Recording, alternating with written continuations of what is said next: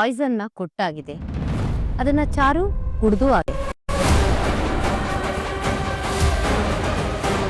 ಟ್ರೀಟ್ಮೆಂಟ್ನ ಕೊಡಬೇಡಿ, ಕೊಟ್ಟರು ಅದು ಮಗುನ ಸಾಯಿಸೋ ಟ್ರೀಟ್ಮೆಂಟ್ ಆಗಿರಬೇಕು ಅಂತ ಹೇಳಿದ್ರು.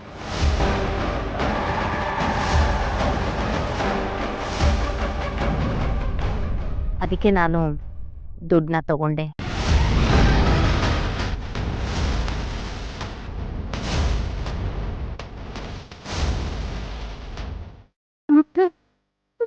ನನ್ ಮಗು ನನ್ ಮಗು ನನ್ ಮಗು.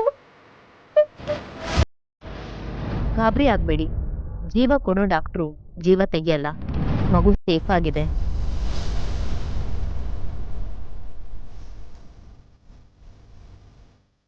ನಿಮ್ಗೆಲ್ಲ ಅನುಮಾನ ಬಂದಿರ್ಬೇಕು, ನಾನು ಯಾಕೆ ದುಡ್ಡು ತಗೊಂಡೆ ಅಂತ.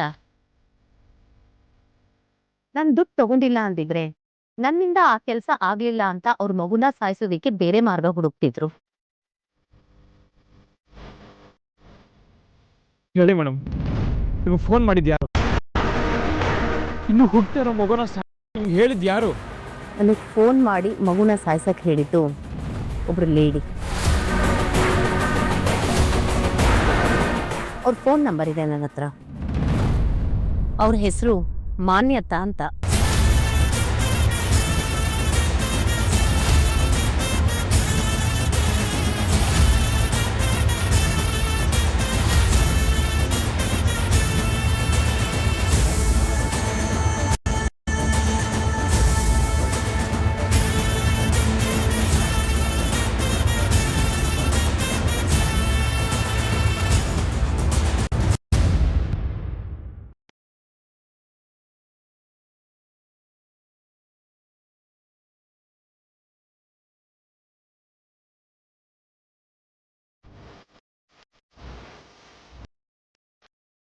ಏನ್ ಹಾಗೆ ನೋಡ್ತಾ ಇದೆಯಾ? ಲವ್ ಆಗೋದು. ನಿಮ್ಮ ಪರ್ಫಾರ್ಮೆನ್ಸ್ ಮೇಲೆ ಲವ್ ಆಗೋದು.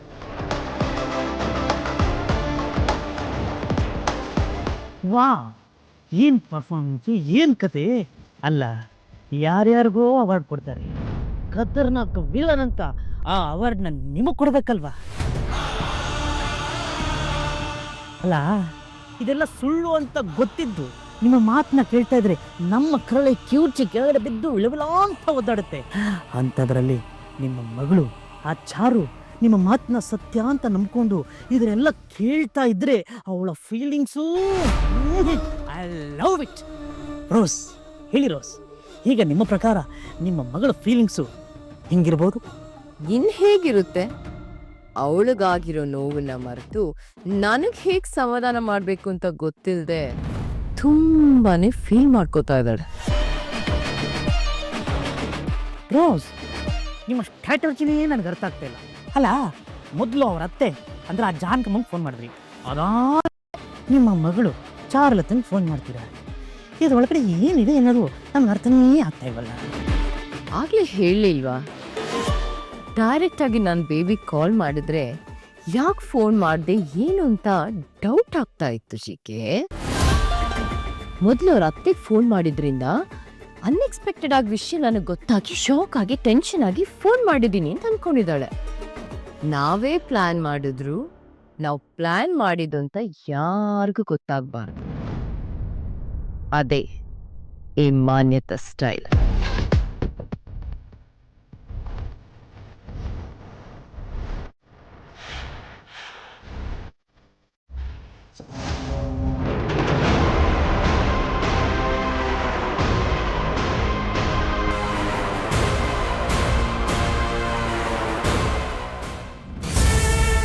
ನನಗೆ ಫೋನ್ ಮಾಡಿ ಮಗುನ ಸಾಯ್ಸಕ್ ಹೇಳಿದ್ದು ಒಬ್ರು ಲೇಡಿ. ಅವ್ರ ಹೆಸರು ಮಾನ್ಯತಾ ಅಂತ.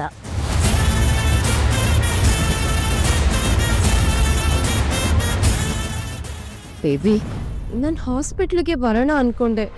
ಅಲ್ಲಿ ಬಂದು ನೀನು ಬೆಡ್ ಮೇಲೆ ಮಲಗಿರೋದನ್ನ ನನಗೆ ನೋಡೋದಕ್ಕಾಗೋದಿಲ್ಲ ಬೇಬಿ, ಅದಕ್ಕೆ ನಾನು ಬಂದಿಲ್ಲ. ಅದು ಸರಿ, ಹೊಟ್ಟೆ ನೋವು ಯಾಕೆ ಬಂತು? ಡಾಕ್ಟರ್ ಏನು ಹೇಳಿದ್ರು?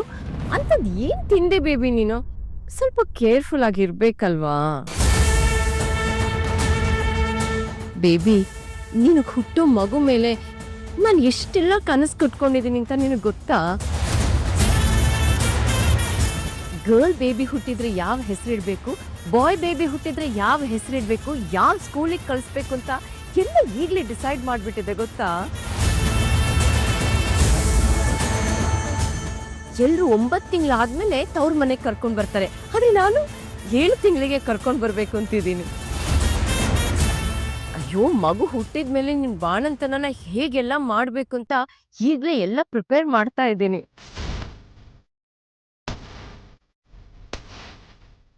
ನನ್ ಚಾರು ಬೇಬಿ ಮಗು ನನ್ ಕೈ ಹಿಡ್ಕೊಂಡೇ ಬೆಳಿಬೇಕು.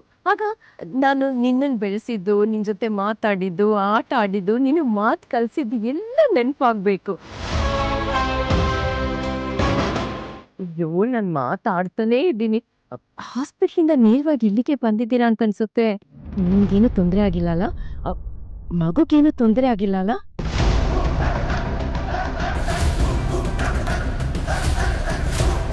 ಈಗ ಹೇಗಿದ್ಯಾ baby?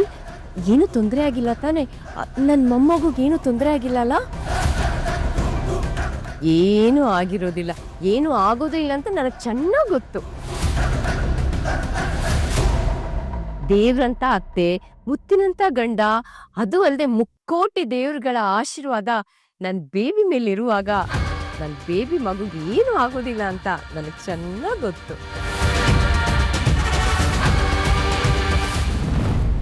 Baby, are you all right? Shut up!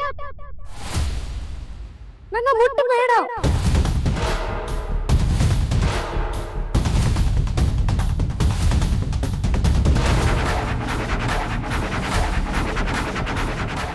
Baby, ಏನ್ ಹೇಳ್ತಾ ಇದ್ಯಾ?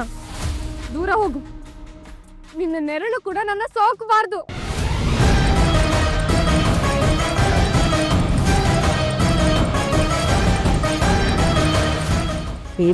ಏಯ್, ಮಾತಾಡ್ಬೇಡ. ಎಲ್ಲನೂ ಸ್ಟಾಪ್ ಮಾಡು ಅಂತ ಹೇಳ್ತಾ ಇದ್ದೀನಿ. ಇನ್ನೊಂದು ಮಾತು ಮಾತಾಡ್ಬೇಡ. ಏನಂದ? ಮೊಮ್ಮಗುನ? ಬೇಬಿ, ಏಯ್, ದೂರ ನಿಂತ್ಕೋ. ಹತ್ರ ಬರ್ಬೇಡ ಅಂತ ಹೇಳ್ದೆ ತಾನೆ. ನನ್ನ ಹತ್ರನೇ ನಾಟಕ ಆಡ್ತೀಯ?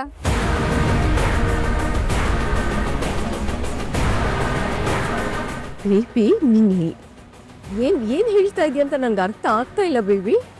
ಎಲ್ಲ ಅರ್ಥ ಆಗೋ ಥರನೇ ಹೇಳ್ತೀನಿ. ನೀನು ನಮ್ಮ ಮನೆಗೆ ಬಂದು ಬೇರೆ ಪುಡಿ ಯಾಕೆ ಕೊಟ್ಟೆ ಅಂತನೂ ಗೊತ್ತು, ಅದಕ್ಕೆ ಏನು ಮಿಕ್ಸ್ ಮಾಡಿದ್ದೆ ಅಂತನೂ ಗೊತ್ತು.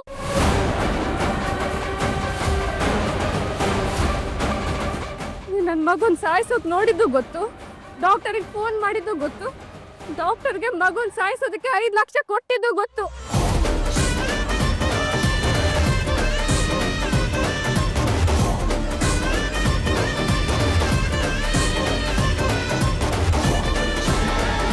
ಆ ಡಾಕ್ಟರ್ ಹಾಸ್ಪಿಟಲ್ ಖರ್ಚು 23,000 ಇಟ್ಕೊಂಡು ಮಿಕ್ಕಿಂದ ನನಗೆ ಕೊಟ್ರು.